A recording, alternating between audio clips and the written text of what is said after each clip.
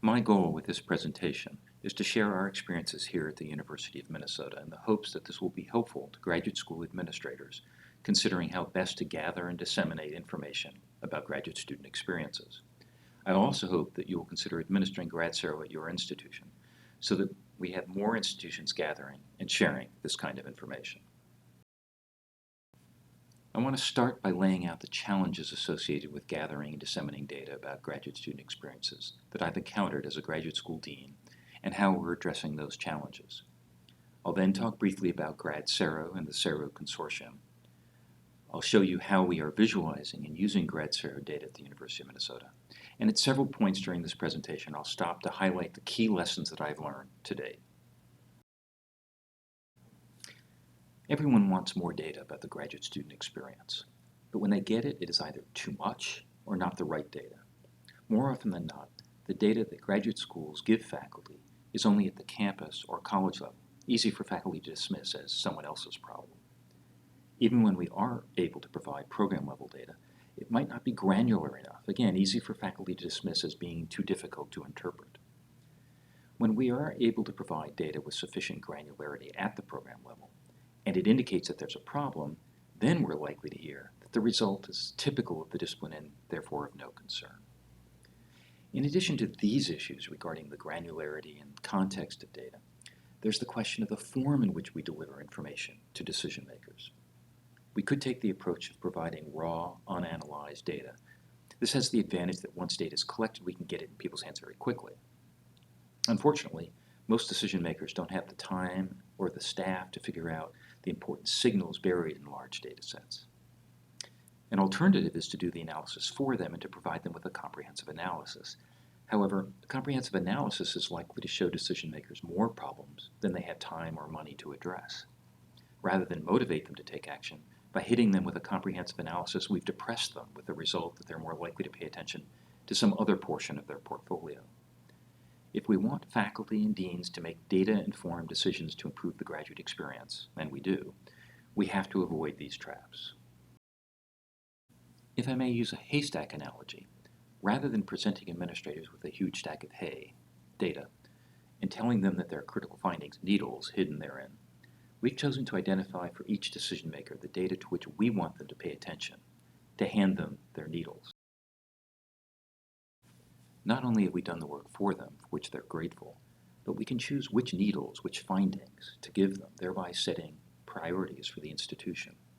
The other benefit is that we're giving them permission to ignore, for now at least, the majority of the data for which they are also very grateful. So that is the first lesson that I've learned regarding sharing information with deans. Give them a small number of observations on which they can focus their attention. Now I'd like to talk about where the data that we're analyzing and sharing comes from. Starting in 2017, the University of Minnesota committed to administering the gradSERU every other year. The gradSERU instrument consists of 7 modules. Every institution uses the same core module, which includes questions regarding all aspects of their lives as graduate students: research and teaching, financing their education, learning outcomes, campus climate, career plans and aspirations, obstacles, and satisfaction. Institutions can also include one or more optional modules such as time use, professional development, health and well-being, international perspective, academic incivility and harassment, and the campus wildcard. This last is especially valuable because it allows institutions that have been regularly administering a survey to include questions that are not included elsewhere in gradSERU. It's also a place for institutions to test questions that they might later bring to the gradSERU Consortium to be considered for inclusion in one of the modules. By joining the gradSERU Consortium, institutions not only get to administer gradSERU and the undergraduate version, gradSERU, and to share data with other institutions in the consortium, they're also involved in making decisions about updating and improving the survey instrument itself. We've developed 3 different approaches to visualizing gradSERU results.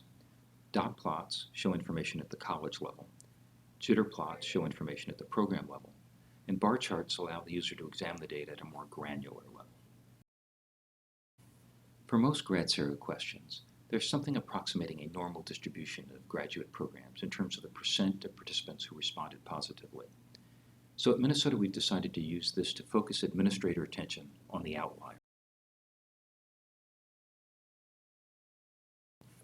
Dot plots provide college-level information.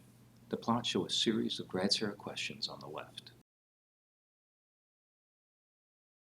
Each data point is for a different college and shows the percent of responding students from a college who responded favorably to that question. The solid vertical line indicates the average positive responses for the campus. The dashed vertical lines indicate plus or minus 1.5 standard deviations.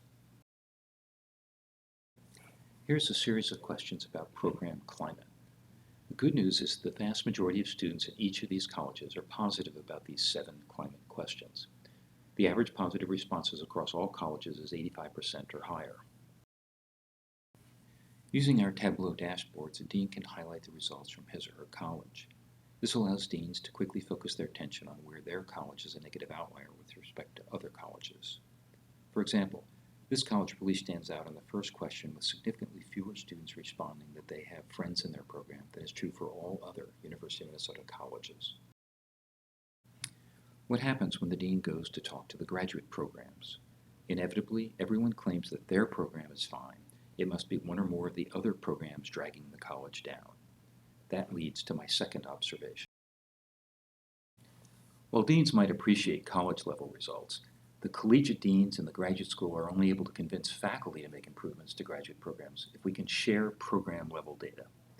Faculty frequently dismiss college-level and certainly campus-level results as being someone else's problem. Let me show you how we present program-level data. This is a jitter plot. Here, each data point represents an individual graduate program. The data points are the percent of responding students from a graduate program who responded favorably to the question. The vertical spread of data points for each gradSERU question is not informative. It is only intended to allow us to see the points given that there are so many programs. Once again, a dean can highlight the graduate programs in his or her college. With this information, the dean can demonstrate that the relatively low percentage of positive responses on the first climate question is not due to a single program. This aspect of climate then would be ideal for a collegiate intervention. While the second question doesn't seem to be a concern for the college as a whole, students in one program are significantly less likely to say they feel that they belong. In this case, a program-level intervention is appropriate. The good news is that the dean can suggest that the DGS talk with the other DGSs in the college for ideas, since the students in those programs seem quite positive. In keeping with our desire to focus attention of administrators, we've developed an outlier dashboard that summarizes all the questions for which each graduate program in the college is a negative outlier. Note that when I say negative outlier, I mean simply that the percent of positive responses is lower than 1.5 standard deviations for the campus. Whether it is in fact a cause for concern is really up to the college and graduate program to decide. Now, just as data viewed strictly at the college level can obscure important variation between programs, data at the program level can obscure variation between subpopulations within programs. This leads me to my third lesson. It's really important to help administrators understand when students from different backgrounds are having very different experiences. I'll state the obvious at this point, say that getting information for different subpopulations within a graduate program is only possible if we can achieve high response rates generally and from students from underrepresented populations specifically. To explore differences between subpopulations, we've used bar charts to visualize the gradSERU results. Here is the same set of questions for the college, now showing the differential responses of students of color, shown in teal, and white students.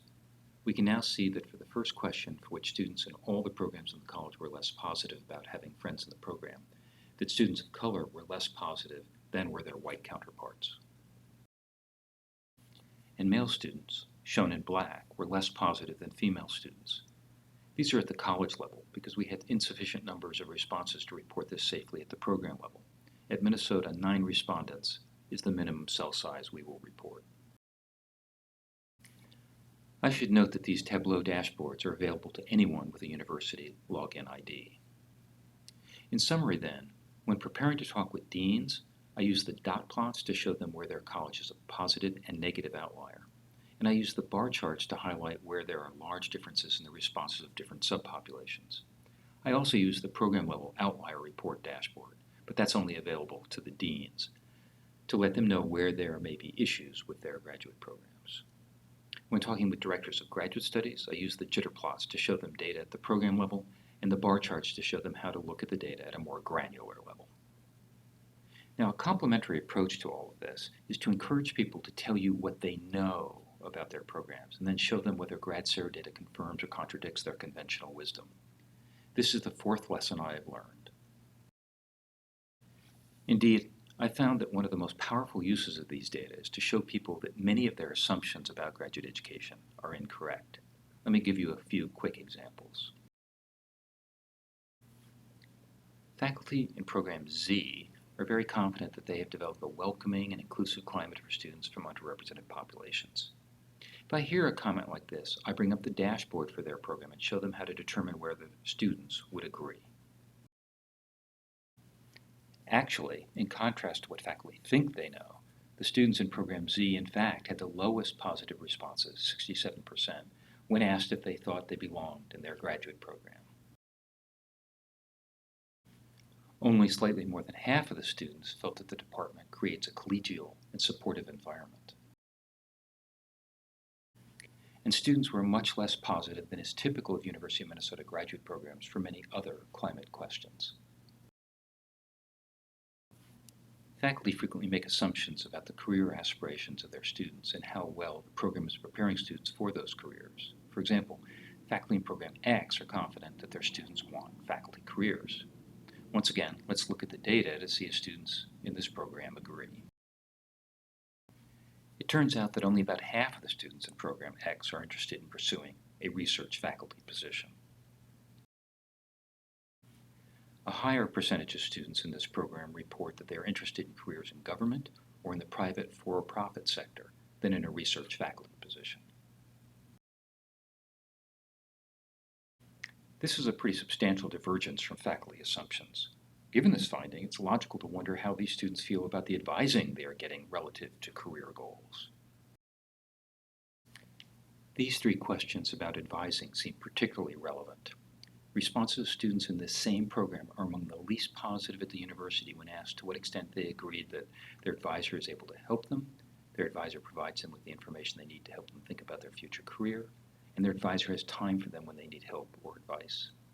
This is the beauty of having program-level data. Of course, whether you're reporting to deans about their college, to DGSs about their program, or talking to decision makers about differences between subpopulations or countering their assumptions, you're likely to encounter the deniers. A common approach is to claim that whatever you've pointed out, such as these results, is typical of the discipline. But now, we have comparative data with which to respond to this form of denial.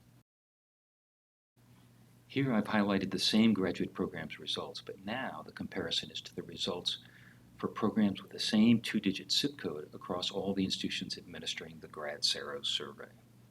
You can clearly see that the relatively low positive responses to these questions at Minnesota is not in fact typical of the discipline.